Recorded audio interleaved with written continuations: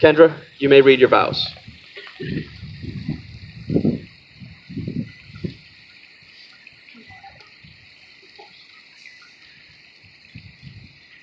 Oh boy. Stephen, over the last decade of knowing you, we have had many different stages in our relationship. At first, you were Bridget's quiet brother I'd see here and there if she had a birthday dinner or a summer cookout. Then you became something of a local rock star, and Bridget would suggest checking out your band at your gigs. I'd see a shy man who probably just needed some encouragement and began routinely screaming, "I love you, Stephen!" almost every time we'd come watch you play. As my other friends and I started to hang out with you more often, we got to know you a little bit better, and you made your way into becoming a permanent invitee anytime we were going out. Years passed, and that's how we were. But then 6 years ago, I started seeing you more often. We'd grab a drink and talk, even outside of a group setting, and that's when you started to open up a bit. You let me see a little bit more of you, which I was so honored that you trusted me with. But to my surprise, you actually really started to see me. I knew this when, at a very dark time in my life, you saw that I was hiding successfully from everyone else, and you immediately lent your comfort. I knew then we just sort of got each other and understood each other in ways no one else could. I'd felt like a sort of misfit my whole life until I found you, and then I had my own misfit too. Our relationship grew out of a very close and intimate friendship built on deep trust in one another. And all of a sudden, I wasn't just yelling, "I love you, Stephen," at your shows to encourage you and slightly embarrass you in good fun. I actually meant it.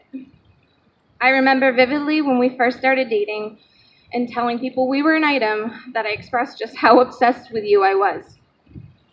You're just everything. Literally the most impressive person I will ever know. I still feel that way today.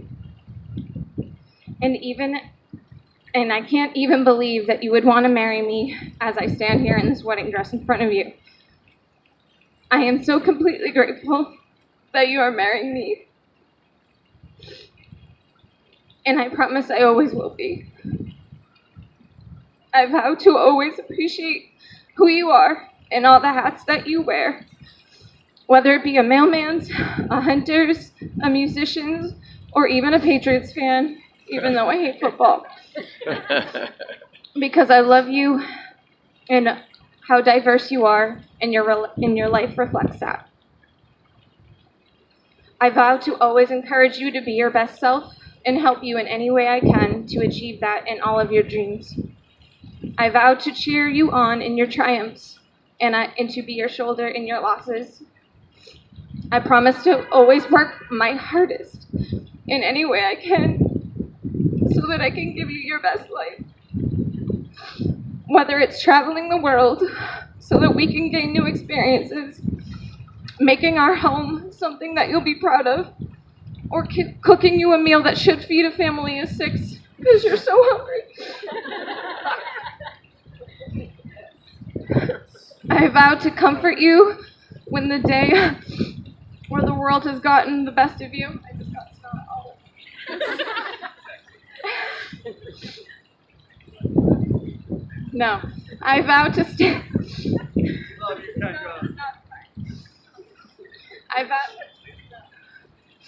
I vow to stand by you as your most loyal friend and protect you from anything that would ever hurt you. I promise you these things from now and until the time I take my last breath, which I will do first because I made you promise me you'd never leave me here without me.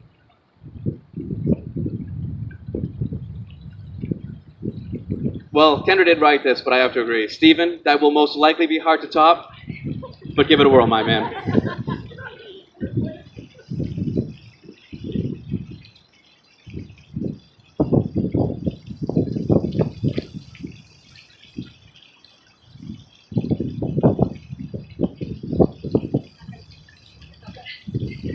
Well, it was love at first sight for me. I hope for you beauty is obvious, but from the moment I met you, I knew you were something very different. You were smart, funny, incredibly witty, and just a good time. You can at once be the epitome of class and elegance, and also of crass and arrogance. But from those first moments, you started giving me the business, trying to get me out of my shell. I was enamored. It's taken years, but I think I'm finally starting to break through. What I want to promise to you here today is to continually break through, to learn, to grow, to evolve together. I pledge to always complement your strengths as you do mine. So I vow to support your efforts in creating and maintaining our beautiful home and family. I promise to support you in your interpersonal relationships, which mean everything to you. I vow to support you in your career so you can continue to thrive. I promise to support you in all our adventures you're so good at creating and planning, or that may happen spontaneously. I pledge to also fortify, reinforce, and help with your weaknesses. I vow to remain calm in times of chaos. I promise to be strong when you feel weak. I vow to reach high things when you feel small. And I promise to finish tasks you get immediately impatient with. But most of all, I vow to eternally be in awe of you, like the first time I met you. Your beauty, your intelligence, your generosity, empathy, humor, and the ability to lovingly tease me.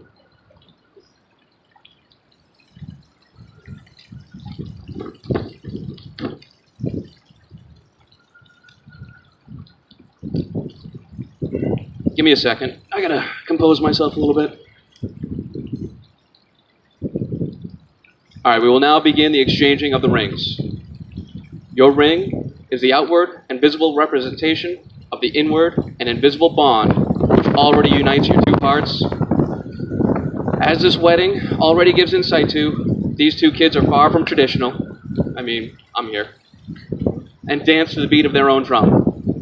The rings they will receive today are no different. I asked the best man, Brian, to give the rings to Stephen.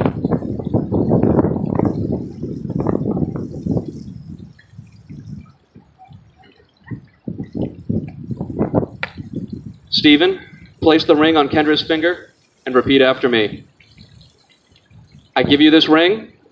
I give you this ring. Wear it with love and joy. Wear it with love and joy. As this ring has no end, and my love is also forever. As this ring has no end, and my love is also forever. Kendra, place the ring on Stephen's finger and repeat after me. I'm with this ring. I'm with this ring. I marry you.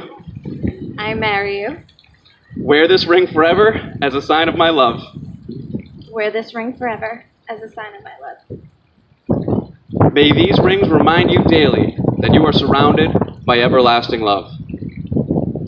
I now ask the bride's brother, Joe, to come up to read the final song lyrics. These truly speak to the journey Kendra and Stephen have lived as they became a couple and now all grown up as husband and wife. Joe?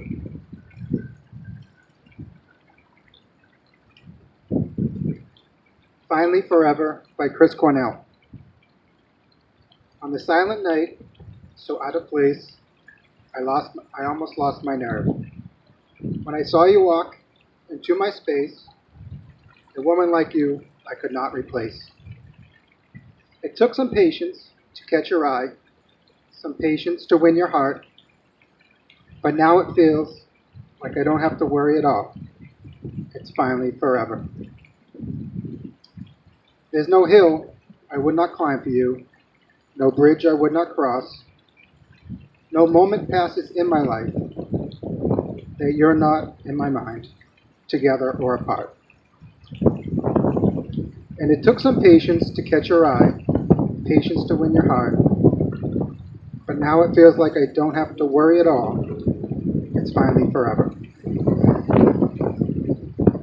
Anytime you're lost, anywhere you're found, anytime you want, I will be around. Anywhere you seek, anywhere you stand, anytime you fall, anywhere you limp, even if you break, anytime I can, I will be there for you. I know that you'll understand. Now, I never would have imagined this, so I thank my lucky stars as I see you in your wedding dress. I never would have guessed you'd fill my open arms. It took some patience to catch your eye, patience to win your heart. Now it feels like I don't have to worry at all. It's finally forever. Finally forever. Thank you, Joe.